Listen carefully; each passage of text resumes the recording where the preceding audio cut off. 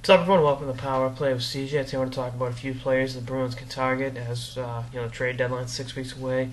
Coming off a big win over the Florida Panthers, being one of the lead teams in the NHL, players that can help them get over the hump and help them win their second Stanley Cup in 3 years. Let's start with the forwards. Stephen Weiss, the Florida Panthers. I think Florida's about to go on a full fire sale. You saw what they did today. They didn't play well against the Bruins, and they've got some young guys pushing for ice time like Shore, like Huberdeau, Gabranson, Roback, all those guys different positions. I think Weiss, a long time, Mr. Florida Panther, will get willed. I think he played with Barry Bure when he first come up. I think he's definitely a candidate to get traded, along with Brian Campbell, they're saying, but I don't see anyone touching that contract. The fact Florida touched it is one thing. I think Weiss can definitely help the Bruins. The biggest thing you'll see the trend throughout here is helping the power play. You can say, well, they won a Stanley Cup with an awful power play, but they got bounced in the first round last year with an atrocious power play. So, 7 one-goal games in the 7-game series against the Capitals, and you had, one power play goal from the Bruins. They got to improve 5-on-4. That's why, the big fish out there is Ginla. I know they've been coveting him for about going on 3 years now. Everyone covered Stroma Ginla. I can see them making a play on him, but I don't know what Calgary's asking for, and I don't want to begin to determine what that market would be. I think Calgary should have dumped him 3 years ago, given him a shot up to win the Cup somewhere else, and that helped Calgary jumpstart their rebuilding process. But they didn't do that. They kept Ginla up there on a non-playoff team the last 3 years.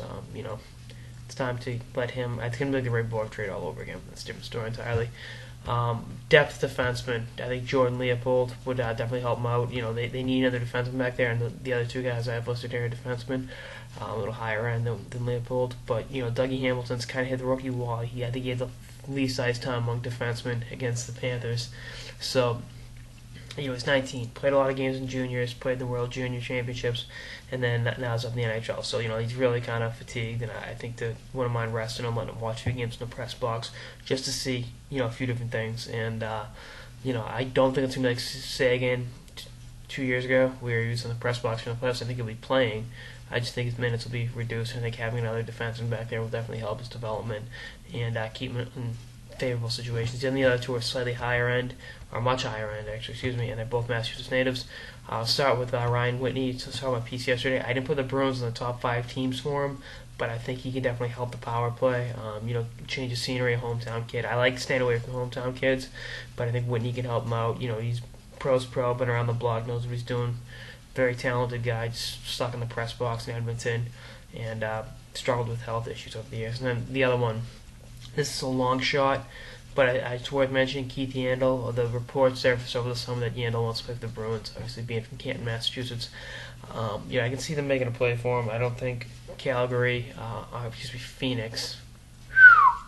I don't think Phoenix is staying put in the desert much longer. So with the ownership situation in flux, moving that deal, get some high-end prospects back. If I were the Bruins, if I could get Yandel, I'd do it on the contention. Pretty much, I'd be willing to trade anyone to help this power play, because I think they've got, let me look it up, the 23rd power play in the NHL, which for the talent they have, it's atrocious. They need a guy that can help quarterback the power play. They need some help up front. I wouldn't give up Hamilton, I wouldn't give up Sagan, but beyond that, I definitely wouldn't mind giving up Spooner or Caron. They're all great prospects, but if you can get someone that can help you power play right here and right now, you're doing yourself a major favor.